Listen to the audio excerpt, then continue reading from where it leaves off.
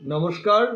যেসব ব্যক্তির হাঁটুতে, কোমরে বা যে কোনো জয়েন্টে ব্যথা বা বাতের সমস্যা হচ্ছে বা সাইটিকা পেন হচ্ছে বা সাইটিকা বাত যাকে বলা হয়, পায়ের নিচের দিক দিয়ে কোমর থেকে নেমে যাচ্ছে, এইরকম যাদের ব্যথা হচ্ছে বা যে কোনো চোট লাগা বাঁধা জয়েন্টের ব্যথা বা হাঁটতে পারে না, সেটা বাচ্চা বুড়ো যে কেউ হতে পারে, তার জন্য যেটা আমি বলবো সেটা হচ্ছে ফ্ল্যাক্সিড, যাকে তিসি বলা হয়।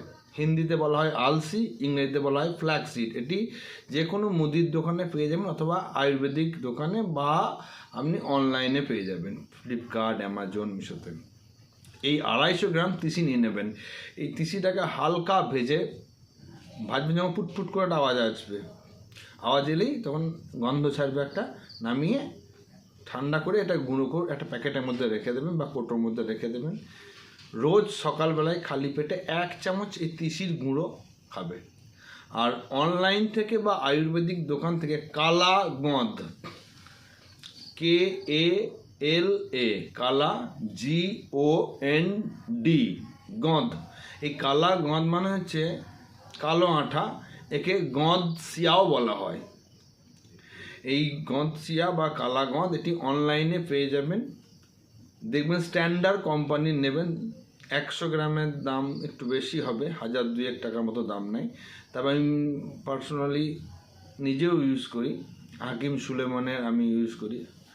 তো এই কালা গঁদ একজনের গাছের আঠা, যাকে বলা হয় আবনুস গাছের আঠা।